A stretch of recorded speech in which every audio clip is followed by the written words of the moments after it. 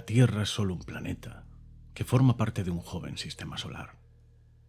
Parte a su vez de una pequeña galaxia en un infinito universo de miles de millones de galaxias, con billones o quizás trillones de planetas. Sinceramente, creo que hay que ser muy estúpido o corto de miras para pensar que estamos solos. Incluso para no estar abiertos a la posibilidad de que una civilización mucho más antigua que la nuestra, con un nivel tecnológico inmensamente superior, hubiese roto las barreras del espacio y nos hubiese visitado en algún momento de nuestra historia. Es muy curioso, irónico. Siempre he defendido este argumento, incluso ante científicos del más alto nivel. Y admito que lo he hecho sin tener ninguna prueba concluyente. Y ahora que las tengo, no quiero mostrarlas. No puedo. Traté de continuar con mi trabajo sin llamar la atención.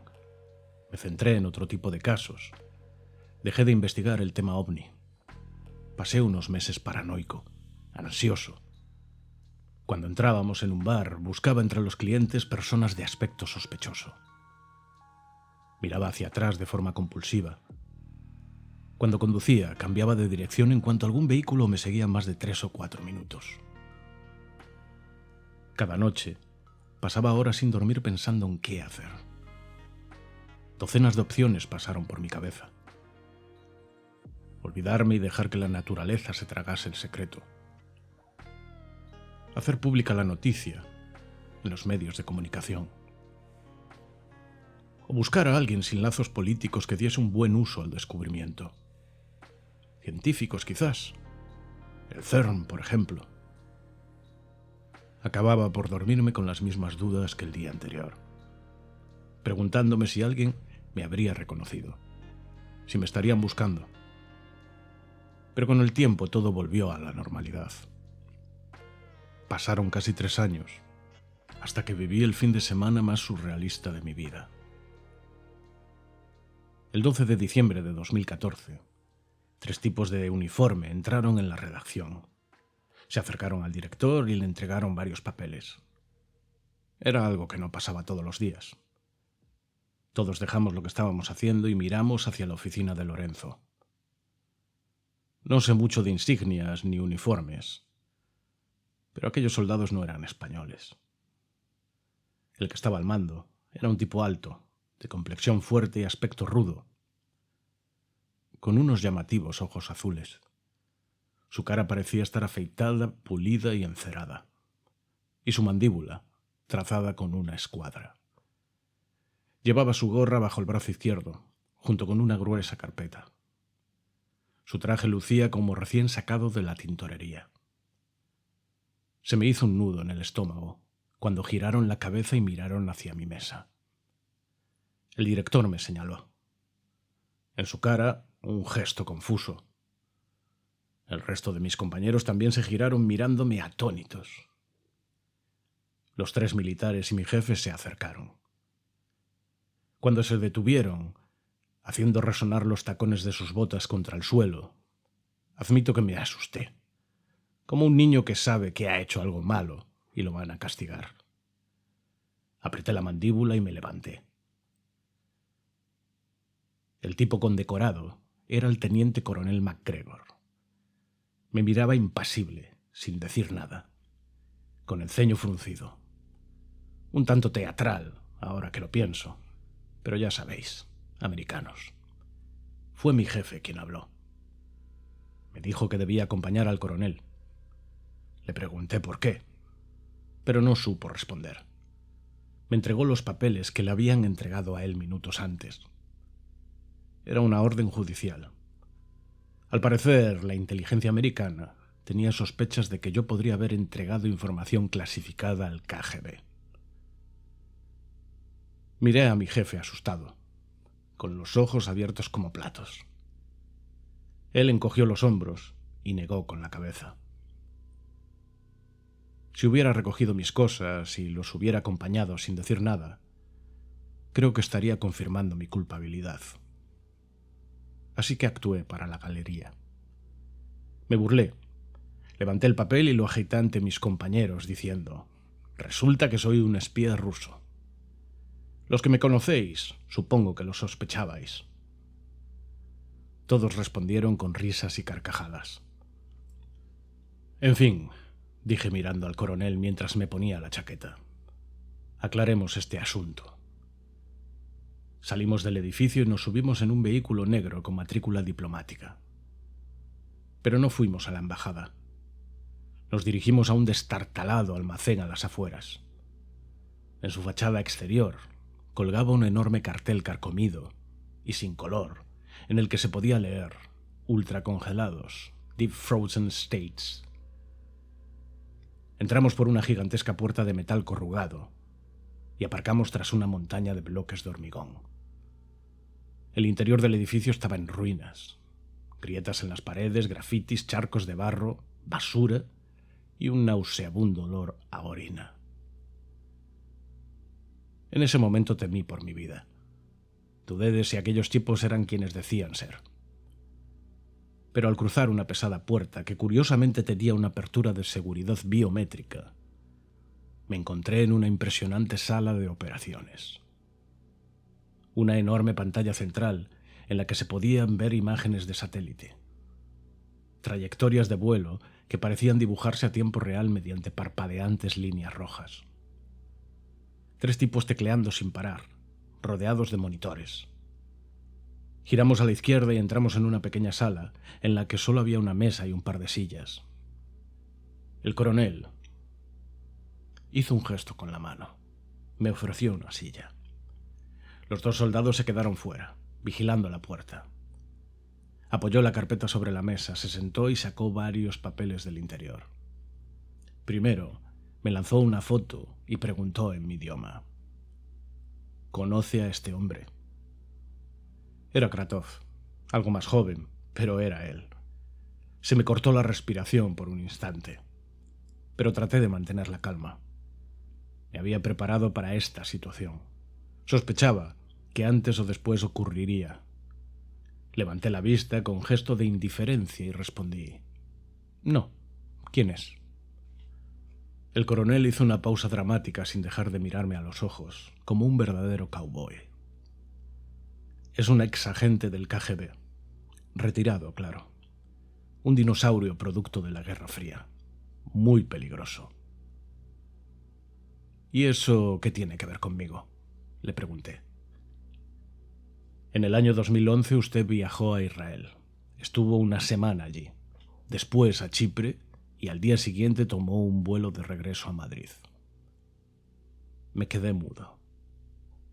«¿Cómo sabe usted que...?» «Eso no importa», interrumpió. «¿Es cierto o no?». «Sí, estaba investigando los avistamientos de ovnis en la zona». «Casualmente», dijo el coronel, «este hombre era un experto en el tema. Fue eliminado en Chipre junto a sus hombres en una operación secreta, el mismo día que usted visitó la isla». Sus palabras me llenaron de ira. Ni siquiera trató de justificar el asesinato. Estaba empezando a hartar de conspiraciones y espías. Fruncí el ceño y le dije: «¿Y qué? Sigo sin encontrar la relación». Igor Kratov, que así se llamaba, tenía en su poder una caja, en cuyo interior se guardaban varios informes y fotos, información clasificada. Hemos encontrado la caja, vacía. «¿Y qué dicen esos documentos?», pregunté. «Eso no es asunto suyo, pero le puedo asegurar que podrían cambiar el mundo».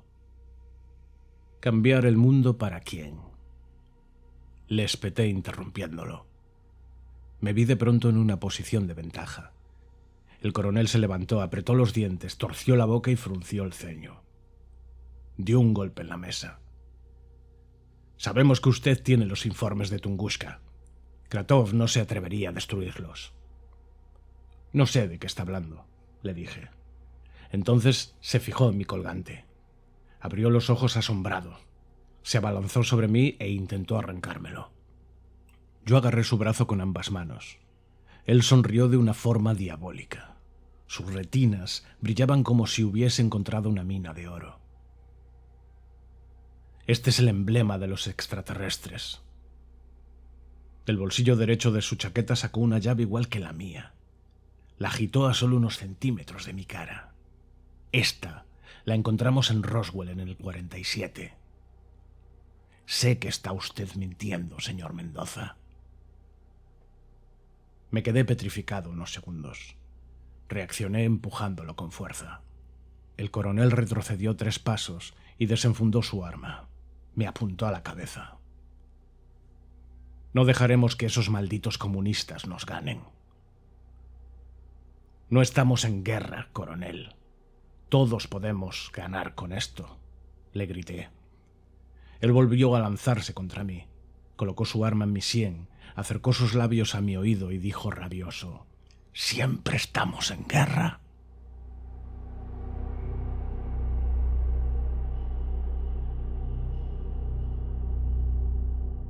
Entonces, escuchamos una explosión al otro lado de la puerta.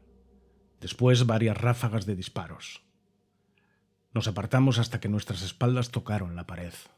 Desde fuera, colocaron un marco explosivo y la puerta cayó por su propio peso. Alguien lanzó una bomba de humo. El coronel vació el cargador contra la pared. Entraron 3 tipos con máscaras de gas. Uno de ellos me colocó una tela opaca sobre la cabeza y me sacó de allí.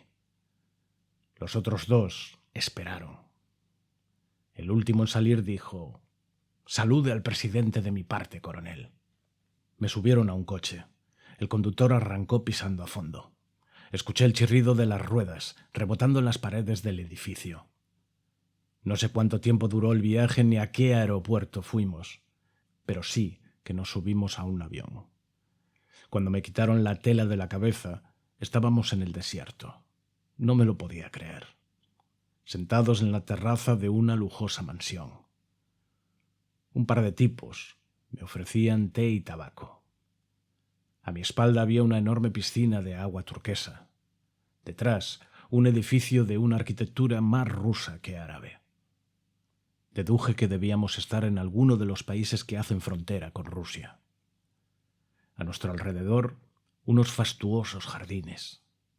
Al menos 4 hombres armados, trajes negros y gafas de sol. También me trajeron comida y ropa limpia. Desde allí podía ver una enorme puerta corredera y el interior de una de las habitaciones. Dentro había un tipo hablando sonriente por teléfono. En cuanto colgó, se acercó y se sentó a mi lado. Era alto, delgado, de piel tostada y pelo negro como el carbón. Me miraba de forma amistosa. Sus movimientos y sus formas eran elegantes. Hablaba con el mentón levantado y un gesto arrogante. No parecía un agente de campo. Parecía más bien un descendiente de Saladín. Disculpe este teatro, señor Mendoza, pero tenemos que actuar deprisa. Yo estaba confundido. Solo pude responder con un monosílabo. Aquel hombre volvió a hablar. Entiendo. Necesita información. Mi nombre es Hasid Alamut. Soy un miembro de una organización que no desea que esa tecnología alienígena caiga en las manos equivocadas. Lo miré. A esas alturas ya nada me asustaba ni me sorprendía. Me incliné para que se ofreciese a encenderlo. Después me recosté sobre la silla, di un trago, una calada y le dije: «Pues entonces estamos de acuerdo». «Fantástico, señor Mendoza», exclamó. «No sé qué decir. Esto sí que no me lo esperaba». «¿Dónde estamos?», pregunté. «Kazajistán», respondió, «a mitad de camino». «Pues esto es lo que vamos a hacer, señor. Vamos allí, volamos todo por los putos aires y se acabó la historia». El árabe se frotó el mentón, esbozó una tímida sonrisa y contestó: «No sé si a mis superiores les gustará ese trato». «Al menos no acabará en manos de vuestros amigos capitalistas», le dije.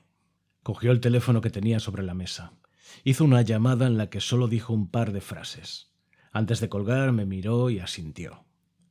Había muchas posibilidades de que me volara en la cabeza una vez allí, pero no podría llegar sin ellos. Después de dormir y desayunar como un auténtico sultán, subimos a otro avión rumbo a Krasnoyarsk. Aterrizamos en un pequeño aeropuerto privado 200 kilómetros de la ciudad. Allí, a medianoche cargaríamos el equipo en un avión de transporte que nos conduciría a un aeródromo cercano al pueblo de Dixon. Hasid y yo descansábamos sobre unas mugrientas camas dentro de una pequeña caseta de ladrillos que normalmente usaban los contrabandistas para pasar las noches de invierno. 2 de sus hombres vigilaban el exterior. Otro esperaba para iluminar la pista en el momento preciso. Yo no era capaz de dormir. Escuchaba los pasos del guardia sobre el suelo de madera de la entrada. De pronto se hizo el silencio, roto por un gemido entrecortado. Después, algo se golpeaba contra la pared y resbalaba hasta el suelo. No tuve tiempo para incorporarme. 2 sombras aparecieron por una trampilla en el suelo. Una de ellas me tapó la boca y me inyectó algo en el cuello, que me dejó cao en segundos. No sé qué fue de Hasid. Cuando abrí los ojos estábamos a punto de aterrizar, pero mis nuevos compañeros, o secuestradores, ya no lo tenía muy claro, eran asiáticos. Descargamos todo en un inmenso hangar. Yo estaba mareado y veía borroso. 2 de ellos me cogieron por debajo de los sobacos y me sentaron sobre unas cajas de madera. Escuchaba sus voces como si estuviese bajo el agua, pero pude captar que hablaban mandarín. Lo confirmó el hombre que se dirigió a mí, aunque no tuve tiempo a conocerlos. Señor Mendoza, no se preocupe, no le va a pasar nada. Soy el comandante Shin del MSS. Debemos evitar que los restos caigan en manos de Occidente. Recuperaba rápidamente la visión. La cara de aquel hombre se iba haciendo más y más nítida, hasta que lo vi con claridad, sonriente, con la mano tendida como si yo fuese el nuevo miembro de su equipo. Y pude verlo justo a tiempo para ser testigo de cómo una bala entraba por su sien izquierda. Sus sesos se esparcían sobre las cajas de mi derecha y caía como el tronco de un árbol. Primero di un saltito, como si algo me pinchase en el culo. Me quedé congelado. Seguí más de 1 minuto ofreciendo mi mano a nadie. Frente a mí, más disparos, un par de pequeñas explosiones, varias cuchilladas y algunos cadáveres más. Respiré hondo. Me relajé y esperé nuevas presentaciones.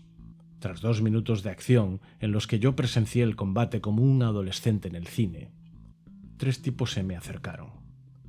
Los 3 eran más altos que yo, de complexión fuerte pero no atléticos, embutidos en espesos abrigos de piel curtida y pelo de oso, con capuchas cerradas que no dejaban ver sus rostros. Apenas asomaban unas gafas redondas, similares a las de un nadador profesional. Muy intimidantes, innecesariamente armados. Yo, inconscientemente, me iba inclinando hacia atrás a medida que se acercaban.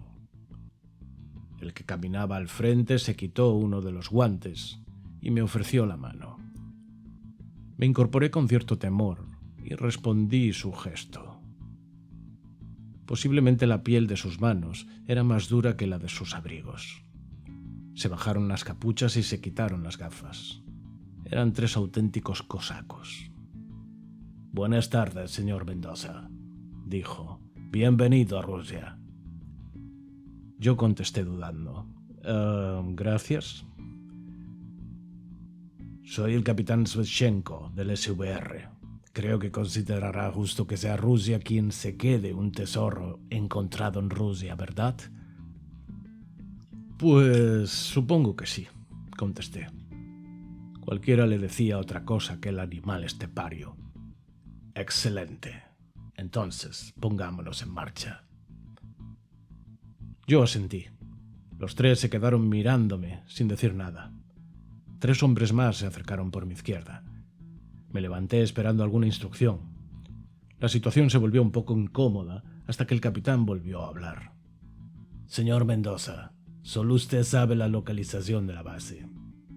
Ah, claro, claro, exclamé levantando la barbilla como un tonto. Les pedí un mapa que abrí sobre las cajas en las que estaba sentado. Estaba a punto de posar mi dedo índice sobre él, cuando una vocecita me dijo: ¿Sabes qué harán estos animales en cuanto señales la ubicación exacta de la base, idiota? Aparté el dedo como si me hubiera dado un calambre. Un momento, dije. El capitán soltó una muy forzada sonrisa. Pude ver cómo apretaba los labios y los puños. A riesgo de ser estrangulado, les dije: si os doy las coordenadas exactas, no creo que llegue al final de este viaje. Así que vamos a ir poco a poco. No tardó en contestar. Está bien, señor Mendoza. Hagámoslo a su manera. ¿A dónde vamos primero? Pero recuerde dónde estamos. Yo asentí. Señalé un punto cercano, el pueblo de Jubrut. La mayoría de los desplazamientos en la taiga se hacen por avión, pero también hay trenes que continúan recorriendo una buena parte de este inmenso país. Habían llegado hasta allí en 6 motos de nieve. Estaban escondidas a 200 metros del hangar, en un bosque de olmos que se extendía hacia el sur. Tardamos un par de horas en llegar a la estación. Nos subimos al tren más largo que había visto en mi vida. 4 de aquellos tipos se colocaron estratégicamente en varios vagones. Había tanta gente que era casi imposible moverse. Pasamos al siguiente vagón. Escuchamos el pitido que avisaba a los pasajeros que aún estaban en tierra.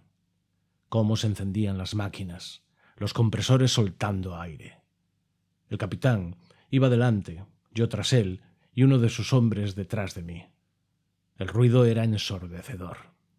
Era uno de esos antiguos trenes en los que para pasar de un vagón a otro sales al exterior. Al cruzar la puerta, escuché un sonido a mis espaldas. Me giré. Ya no había nadie. No me lo puedo creer, pensé. No dije nada. El tren arrancó y vi cómo nos separábamos del resto de los vagones. Capitán!, dije en un tono perezoso. Él se dio la vuelta. Yo señalé hacia atrás sin decir nada. Frunció el ceño, desenfundó su arma y corrió hacia la puerta. La abrió. No sé con qué intención, porque no hubiera podido hacer nada, aunque quisiese. Un tipo se deslizó desde el techo y le dio una patada en el culo al capitán. Este gritó algunas palabras en ruso, que me temo no eran piropos, y desapareció en el horizonte. Me giré y caminé indiferente. En uno de los asientos el capitán había dejado su mochila. La abrí. El hombre que venía hacia mí se detuvo y metió una mano por debajo de su abrigo, a la altura del pecho. Yo tenía hambre. Por suerte, encontré un bocadillo y una lata de quién sabe qué. Lancé la mochila hacia los asientos de atrás y empecé a comer, con la espalda apoyada en la ventana, ligeramente girado para recibir a mi nuevo anfitrión, que como los anteriores se despojó de su abrigo de alta montaña, guantes, gafas, gorro, y se presentó. Un tipo atractivo, arreglado, peinado y afeitado, como recién salido de una barbería, de rasgos delicados. Poco después de que empezase a hablar, otros 3 hombres se reunieron con él. «Buenas tardes, señor Mendoza», dijo. «Mi nombre es Reginald Winston Sinclair». «Británicos», exclamé alegremente. «¿Por qué no?» «Correcto, señor. Comandante del MI6. Y por los poderes que me otorga su Real Majestad, ruego nos conduzca hasta la base secreta». «Claro que sí, hombre. Siéntate», contesté pensando en cuánto iban a durar vivos aquellos 4 gentlemen. «Se lo agradezco, señor. Este clima siberiano es insoportable». Yo no dije nada, pero él continuó hablando. «Sepa, señor, que nuestra intención es volver a enterrar este peligroso secreto en otro lugar». Me quedé mirándolo fijamente. Me extrañó lo que dijo. «Sé que no me cree, pero nadie sabe guardar secretos y pasar desapercibido mejor que un inglés». «¿Y por qué iban a hacerlo?», pregunté. «¿Por qué no convertirse en los amos del mundo?». Él sonrió arqueando una ceja y me lanzó una mirada pretenciosa. Acercó su cara a la mía y dijo: Hay muchas formas de dominar el mundo, señor Mendoza, y no todas requieren armas. Eso es cierto, pensé. Sinclair dio órdenes a sus hombres para que se colocasen en diferentes posiciones a lo largo del tren, mientras él, cumpliendo los estereotipos ingleses, pasó el resto del viaje sin decir una palabra, bebiendo té y fumando en pipa. Al llegar al pueblo les di la siguiente pista. La verdad es que en ningún momento se me ocurrió pensar cómo íbamos a llegar hasta allí. Pero aquellos tipos lo tenían todo pensado. Primero contactaron con un par de rastreadores locales. Ellos nos llevaron hasta un viejo gulag abandonado. Allí pudimos comer y descansar. El señor Sinclair no se separaba de mí. Tuvo varias conversaciones por un teléfono vía satélite. No le importaba que yo escuchase. A causa del clima tuvimos que arriesgarnos a esperar 12 horas a que llegasen refuerzos. Al lado del edificio principal había otro más pequeño. Dentro, tapados por lonas de camuflaje, 3 vehículos oruga para el transporte de tropas, 2 pequeñas excavadoras, herramientas y explosivos. Miré asombrado a Sinclair. Él sonrió torciendo un lado de la boca. Por supuesto, todo aquello no estaba allí por casualidad. Demos gracias a nuestros amigos rusos por proporcionarnos el equipo. Todos estos cabrones conocen de antemano los movimientos de sus enemigos y actúan solo si les interesa. El día amaneció despejado. Me desperté viendo cómo aterrizaban sobre la nieve un grupo de 24 paracaidistas del SAS, operaciones especiales, equipados y uniformados para este específico entorno, completamente de blanco. El jefe del escuadrón se acercó a Sinclair. Se saludaron al estilo militar. Inmediatamente nos pusimos en marcha. Impresionante, pensé. Parece que van a ser estos educados pomposos los que ganen el premio. El trayecto fue más rápido de lo que hubiera imaginado.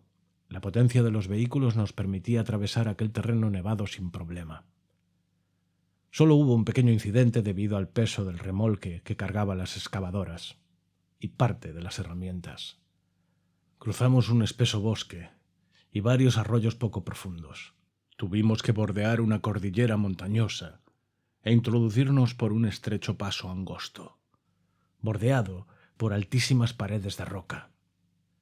La situación de la base era perfecta. Ni siquiera los satélites podrían encontrarla. No era un hangar ni ningún tipo de construcción militar. La base 13 estaba excavada en la dura roca de la montaña como una gigantesca mina. Como suponía el abuelo de Kratov, estaba cubierta de nieve. Pero aún se podía ver la parte superior de la gruesa puerta de metal. Me he asombrado tantas veces en esta aventura que no merece la pena que os describa lo que sentí cuando vi aquella puerta. Sí deciros que la reacción de los hombres que me acompañaban fue idéntica a la mía. Tras acordonar el perímetro, la excavadora tardó menos de 1 hora en despejar la entrada. La puerta estaba atascada, pero tampoco fue difícil abrirla. Engancharon varias cadenas desde los vehículos oruga a las gruesas manillas. La arrastraron, solo lo suficiente para poder entrar a pie. La caverna interior parecía natural, aunque las paredes estaban reforzadas con vigas de acero. Caminamos un par de minutos. No sabría deciros la distancia que recorrimos hasta una bifurcación. A la izquierda, ni siquiera con las potentes linternas se podía ver el fondo del túnel. Un raíl que llegaba hasta la entrada se internaba en la oscuridad. Sobre él, un arcaico vehículo minero, con varios pequeños vagones contenedores, algunos rebosantes de mineral. A la derecha, una pared metálica con una puerta de un tamaño normal. Por suerte, en los años 30 aún no existían complejos sistemas de seguridad. Nos llamó la atención el hecho de que estaba herméticamente sellada. En el centro tenía una manivela circular, igual a las que podemos encontrar aún hoy en día en barcos y submarinos. Se necesitó la fuerza de 4 hombres para hacerla girar, pero lo consiguieron. En cuanto se abrió, una columna de humo brotó en todas direcciones de entre los marcos de la puerta. Entramos con cuidado. Las luces se encendieron automáticamente. De fondo se escuchaba un sonido grave palpitante. Increíble. Era como si el tiempo se hubiera detenido dentro de aquella cueva. A un lado había un invernadero bastante grande. Los sistemas de riego seguían funcionando. Los árboles habían crecido hasta chocar con el techo, retorciéndose y enrollándose entre las estalactitas. Caminamos por un pasillo recto, flanqueado por barracones, almacenes y laboratorios. En uno de ellos había una especie de alambique cuya caldera seguía hirviendo. Se podía ver cómo el vapor recorría uno de esos tubos de cristal en forma de hélice y el líquido goteaba en otro gran recipiente. Una enfermería con varias neveras, en cuyo interior había muestras de sangre de todo el personal, medicamentos, una morgue sin cuerpos. A medida que caminábamos, aumentaba la intensidad de aquel zumbido, hasta que nos dimos de bruces con una inmensa sala circular, del tamaño de un campo de fútbol, en forma de iglú. La bóveda estaba dividida en dos partes. Era una compuerta que se abría de forma manual mediante un tosco mecanismo de engranajes, parecido al del portón de un castillo. Enormes tubos de plástico y gruesos cables recorrían el suelo. Todos se dirigían hacia el centro de la sala, hacia una nave espacial en forma de flecha que flotaba a 5 metros del suelo, como por arte de magia. Era tal y como la había descrito Kratov. No se apreciaba ningún tipo de reactor, o al menos ninguno que funcionase por combustión. Oscura, rodeada por un aura que difuminaba el espacio a su alrededor. Debajo había un hombre subido a una plataforma. Manejaba un soplete o una herramienta similar. No sabíamos qué hacía. No nos escuchó llegar. Supongo que no nos esperaba. Nos quedamos allí parados, perplejos. Entonces aquel hombre se detuvo. Bajó tranquilamente por una escalera lateral. Se dio la vuelta. Caminó hacia nosotros sin levantar la cabeza, mientras se quitaba la máscara y los guantes. Cuando estuvo a unos 5 metros, se detuvo y se quedó mirándonos. Fue un momento extraño. Miré hacia Sinclair. No se movía. Estaba más impresionado que yo. El visitante se adelantó, levantó la mano como un legionario romano y dijo en ruso: «Bienvenidos, humanos. ¿A qué país pertenecéis?» Aparentaba unos 60 años, pero como mínimo tenía el doble. El inglés seguía congelado. Le dio un codazo y por fin reaccionó. Se acercó al visitante y dijo: «Soy Reginald Sinclair, comandante del MI6. Estamos al servicio de Su Majestad la Reina de Inglaterra». «Entiendo», respondió ahora en inglés. «He tenido mucho tiempo para estudiar este mundo, sus idiomas y sus países. Dada su historia, me veo obligado a preguntarle cuáles son sus intenciones». El tono de su voz era serio, pero calmado. Sinclair giró la cabeza y me miró. Después se volvió a dirigir al visitante. «Me temo que debemos trasladar su nave y todo su contenido a un lugar más seguro de nuestra elección». El visitante no se movió. Yo estaba temblando. Lo miraba aterrado. Intentaba advertirle sin abrir la boca. El comandante se frotó el mentón pensativo. Entonces se escucharon 2 disparos. El primero rozó la cabeza de Sinclair. El segundo entró por el hombro derecho del visitante. Nos agachamos. Los hombres del SAS buscaron posiciones defensivas y comenzó un tiroteo. No sabíamos quién era el enemigo, pero en aquel momento no importaba. Yo arrastré a Sinclair hasta ponerlo a salvo tras una pila de cajas.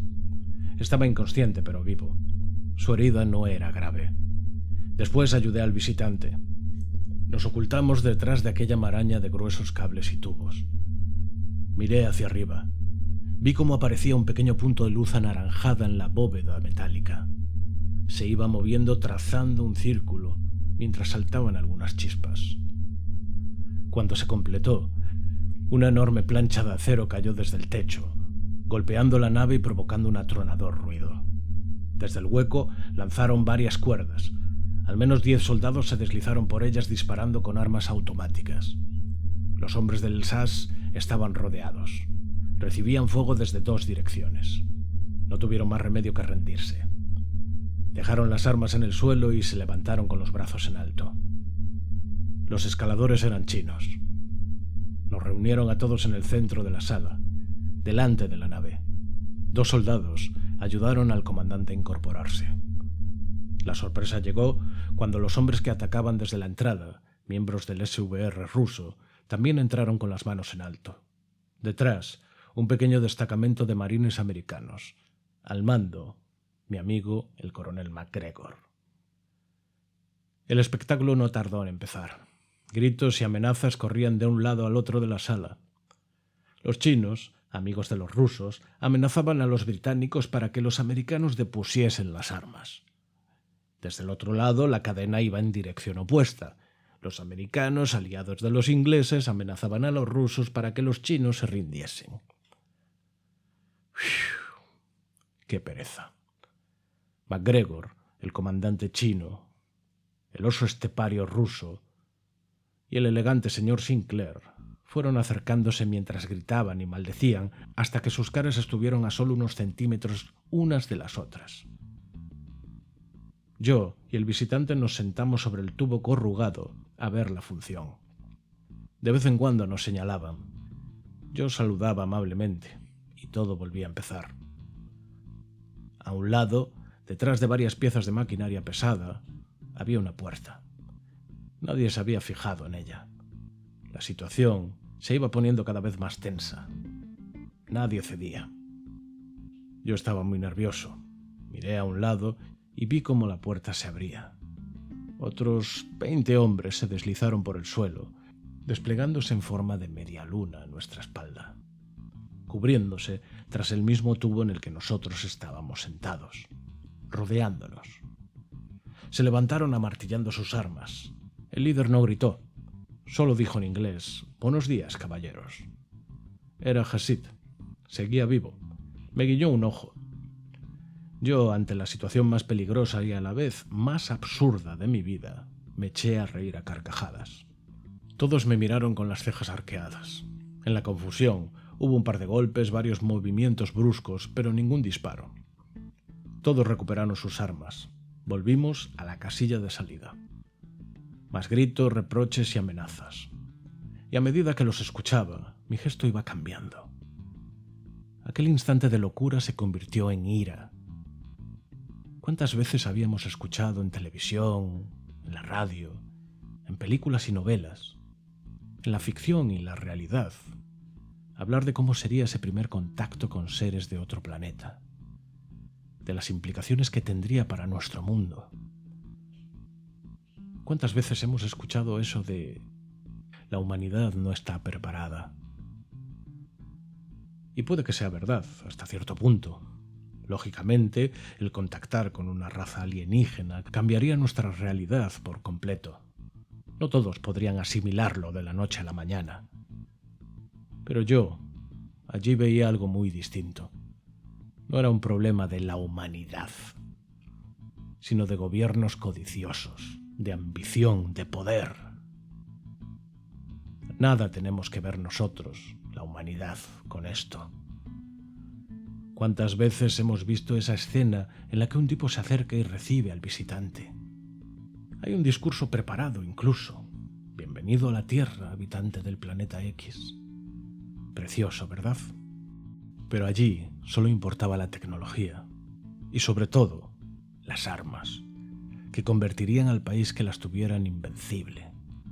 Hasta tal punto que llevaba 30 minutos sentado al lado de un extraterrestre y nadie le había preguntado nada. ¡Qué mundo!, pensé.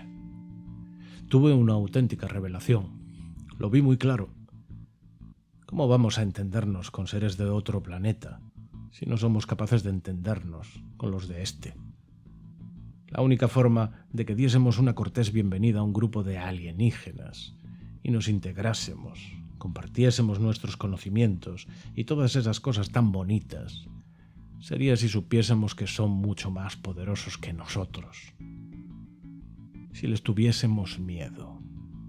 ¿Crees que no es así? Pues piensa en otros encuentros que hemos tenido a lo largo de la historia. Zulús, indios, aztecas, mayas. Piensa en cómo acabaron.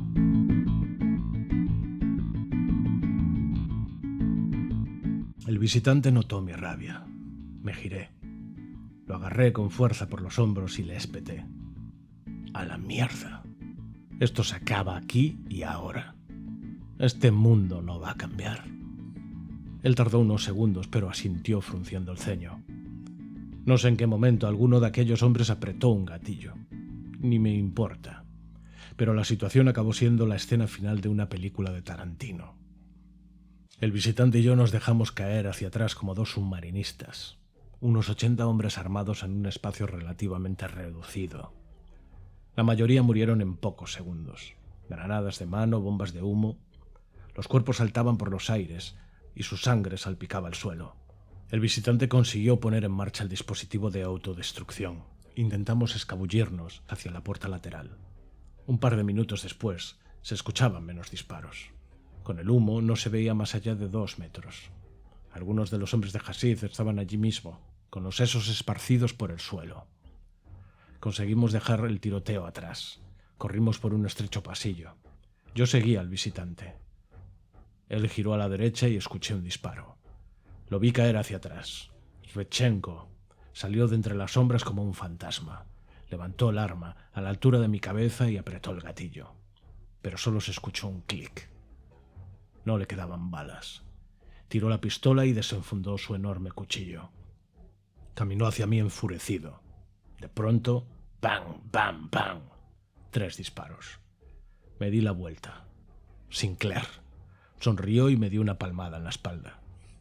¿Nos vamos?, me preguntó. Usted delante, señor, contesté. Ayudamos al visitante y salimos de la base. Aún quedaban algunos hombres fuera. Enemigos o no, nos tuvimos que abrir paso a tiros. Por suerte, Hasid y 3 de sus hombres aparecieron como caídos del cielo, derribando a los últimos guardias. Nos repartimos en 2 vehículos. No nos detuvimos hasta salir del valle. Después, el terreno ascendía hasta unos 1.600 metros de altitud. Ya era de noche. Recorríamos una extensa meseta cuando una intensa luz nos deslumbró. Nos detuvimos y bajamos de los vehículos. Miramos hacia arriba. El suelo comenzó a temblar como en un terremoto. Una silueta brillante surgió de entre las nubes, seguida de un sonido difícil de describir. Era como el rugido de un oso gigantesco. Aparté la vista hasta que noté cómo la luz se atenuaba. Entonces miré al cielo de nuevo, y lo que vi me dejó sin habla. Era algo colosal, del tamaño de una maldita ciudad. De una forma y color iguales a la nave del hangar, pero 100.000 veces más grande. Fue materializándose rápidamente ante nuestros ojos, hasta que pudimos verla con toda claridad. Sin duda, poseía algún sistema de camuflaje. No había miles de luces de colores y neones que describieran su tamaño y posición. Desde la distancia, podría llegar a confundirse con un grupo de estratos. Incluso las titánicas turbinas, si es que lo eran, permanecían apagadas mientras la nave descendía. Solo un pequeño haz de luz permaneció encendido durante unos segundos para recoger a nuestro visitante. En la parte superior de la nave se abrió una enorme compuerta. Esta sí estaba iluminada. Desde todos los puntos cardinales se aproximaron naves más pequeñas y se introdujeron en la nodriza a gran velocidad. Después la puerta se cerró y la nave volvió a convertirse en una gran mancha grisácea. Despedía continuas ráfagas de aire caliente y emitía el mismo palpitante sonido grave que la nave de la mina. Antes de irse nos dijo que se llamaba Heller. Nos ofreció su mano y nos regaló una llave a cada uno. Yo la acepté, mirándolo asombrado. Él sonrió y acto seguido ascendió hasta desaparecer. No sé si atraído por una fuerza misteriosa o a través de algún mecanismo que yo no podía ver. Ese fue el único momento en el que el cielo se cubrió de luces, de un intenso color azulado que se degradaba hasta el blanco. Quizás algún tipo de propulsores. Volví a escuchar aquel rugido tenebroso y la nave ascendió lentamente, difuminándose entre las nubes. Y sin más, volvió la absoluta oscuridad de la taiga y su fúnebre silencio. Fue algo aterrador, hermoso y maravilloso. Tardamos más de 5 minutos en dejar de mirar al cielo, y ya nunca volveríamos a verlo de la misma forma. ¿Y ahora qué?, preguntó Hasid. ¿Quién será el nuevo amo del mundo? Entonces escuchamos una poderosa explosión.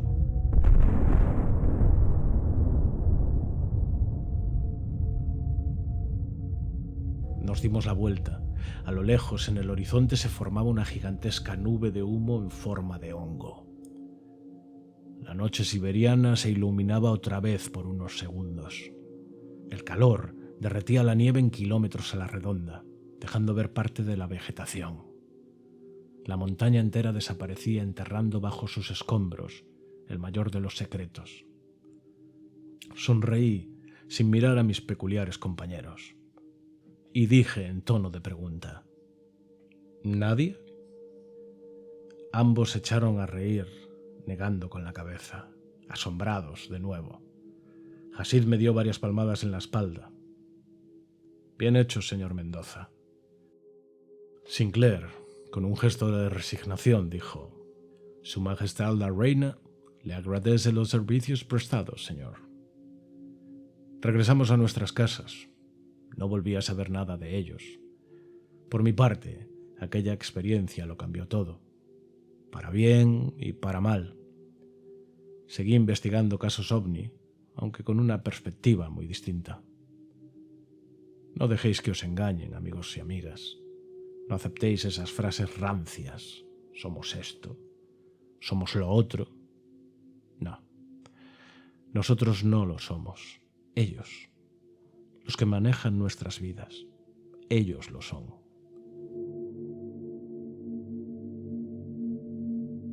Dos años más tarde, cenaba con mis compañeros en un restaurante del puerto. Las calles estaban a rebosar de gente disfrutando de una cálida noche de verano.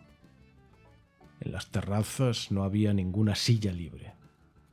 Tras una buena cena y un par de copas, pagamos la cuenta, nos levantamos y nos dirigimos al centro de la ciudad. Hablábamos sobre unas interesantes imágenes que habían aparecido en las noticias, precisamente las de un ovni, grabado por un avión de combate. Cuando alguien, entre aquella marea, tropezó conmigo. «Lo siento», dije.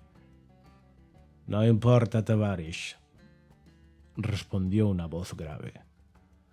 Yo iba mirando hacia el otro lado, inmerso en la conversación. Tardé varios segundos en reaccionar. Me di la vuelta de un salto como un gato. Mis compañeros y algunas otras personas se apartaron sin saber muy bien qué pasaba. Entre la multitud, a unos 20 metros, lo vi. Él giró la cabeza y sonrió. Su perfil era inconfundible. Aún tenía la cicatriz en el pómulo. Y aquella mirada. «¿Qué pasa?», me preguntaron. «Nada», respondí sonriendo. «Me ha parecido ver a alguien conocido». «Joder, tío», exclamó uno de mis compañeros. «Pues ni que hubieras visto un fantasma». Sí que he visto un fantasma, pensé. Maldito viejo loco.